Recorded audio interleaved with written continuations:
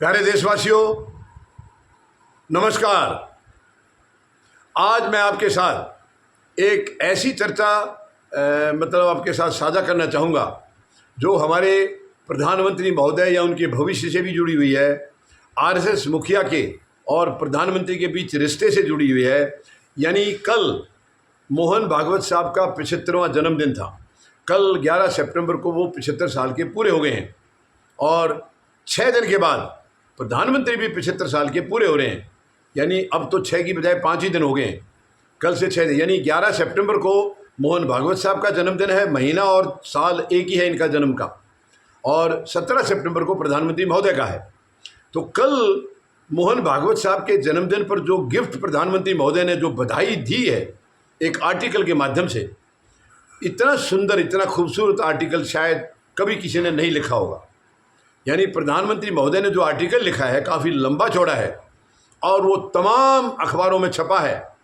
वहाँ जो जितने लोकल अखबार हैं महाराष्ट्र के, उनमें भी, सब में, मराठी अखबारों में भी, जितने भी लोकल भी हैं उनमें और राष्ट्रीय वाले में, सब में वो आर्टिकल छपा हुआ है।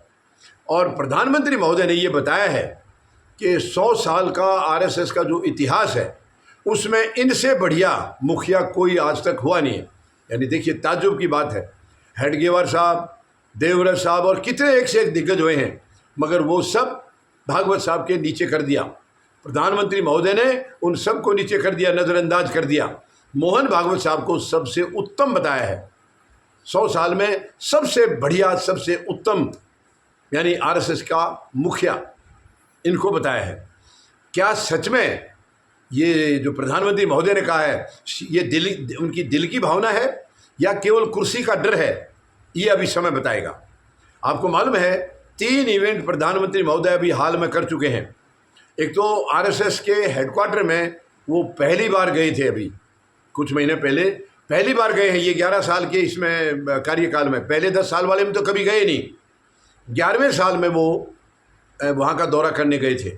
और एक तो इवेंट ये था जिसको कि जोड़ कर रखा जा रहा है उसी के साथ कि ये 75 साल के होने के बाद कुर्सी पर बरकरार रहना चाहते हैं, इनकी कुर्सी बरकरार रहे, उसी चक्कर में वो भागवत साहब से मिलने गए थे।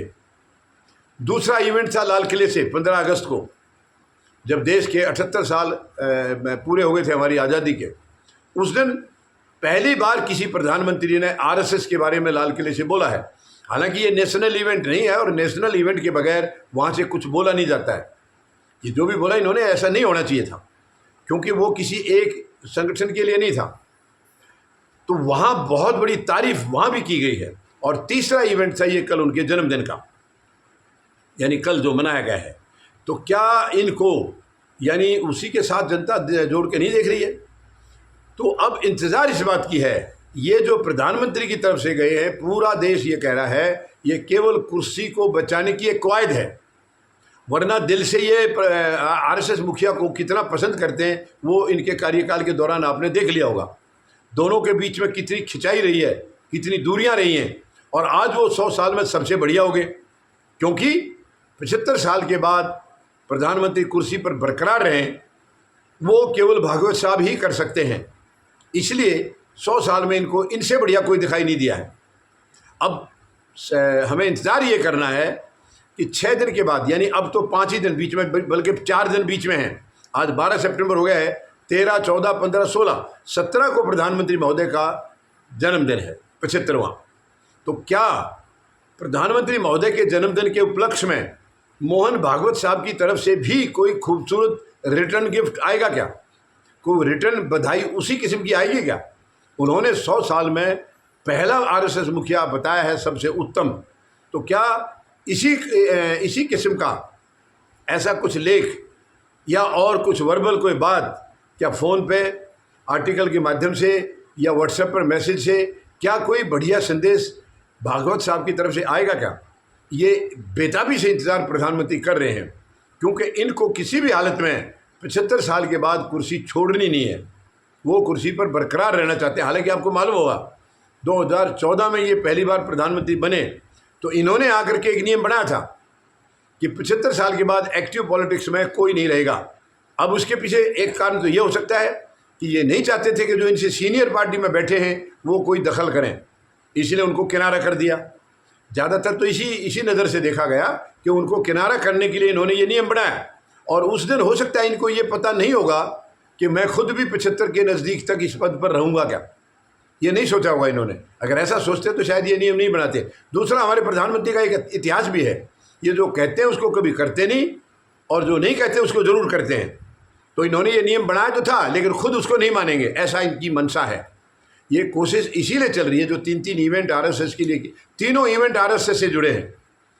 उनके मुख्यालय का दौरा, लाल किले से उनकी तारीफ, और मोहन भागवत साहब का कल जन्मदिन के ऊपर उससे भी सुंदर उनकी तारीफ। ये तीनों को कुर्सी के भय से देखा जा रहा है, एक कुर्सी इनकी बरकरार रहे।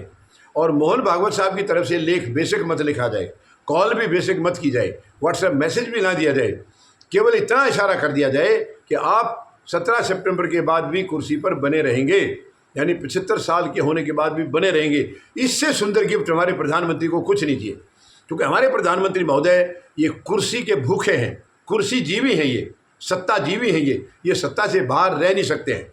जिस दिन कुर्सी सच में इनकी जाएगी उस दिन इनके साथ क्या होगा मुझे नहीं समझ में आ रही। ये बर्दाश्त कर पाएंगे क्या कुर्सी से उतरने के बाद ये चैन की सांस ले पाएंगे? क्योंकि कुर्सी से इतना मोह है इनको, उससे चिपक करके रहना ही केवल इनका मकसद है कि किसी तरह, चाहे वो गलत तरीके से सही तरीके से, कुर्सी नहीं छोड़नी है।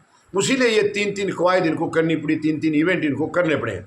लेकिन अब इंतज़ार रहेगा 17 सितंबर का, क्या भागवत साहब की तरफ से सच में वो इनको 2 नज़र से देख सकते। एक तो ये देखें कि उस दिन से हमारे रिश्ते कैसे थे, और आज कुर्सी बचाने के लिए ये क्या क्या पापड़ पेल रहे हैं।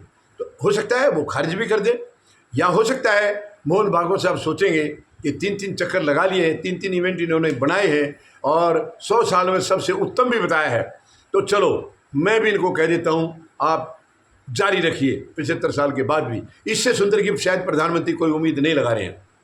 तो अब देखना होगा हमें, जो रिश्तों में इनकी तलखी थी, इनके रिश्ते मधुर नहीं थे। ये जो भी है, आरएसएस मुख्यालय भी गए थे तो रिश्तों के कड़वाहट के बीच ही गए थे, और वो कड़वाहट आज भी बरकरार है, ये हमें मालूम है। लेकिन अब 17 सितंबर का इंतजार ये है कि क्या प्रधानमंत्री महोदय का वो जन्मदिन इनके लिए शुभ साबित होगा, या इनको कुर्सी छोड़नी पड़ेगी। और ये बहुत कुछ निर्भर करेगा आरएसएस के वर्तमान मुखिया श्री मोहन भागवत साहब का। हालांकि मोहन भागवत साहब भी कैसे पलटी मारी थी उन्होंने, आपको मालूम है। कुछ दिन पहले उन्होंने खुद अपने लिए भी कहा था, ये एक क्लियर कट इशारा कर दिया था, मैं भी 75 का हो रहा हूँ, और 75 के बाद जो है दूसरों को मौका देना चाहिए, ये किस्म का ऐसा। लेकिन बाद में उन्होंने खुद ही अपने बयान से पलटी मार के ये कह दिया, नहीं वो मैंने किसी के लिए नहीं कहा था, मैंने किसी को पद से हटने के लिए नहीं कहा। तो वो पलटी इन्होंने सरेआम मारी थी, सबने देखा है। तो ये तो बीजेपी आरएसएस में एक रिवाज है, ये अपनी बातों से मुकरना इनको बहुत अच्छा लगता है। तो खैर देखते हैं 17 सितंबर को मोहन भागवत साहब की तरफ से बर्थडे गिफ्ट में प्रधानमंत्री महोदय को क्या मिलता है। धन्यवाद। जय जवान, जय किसान, जय हिंद।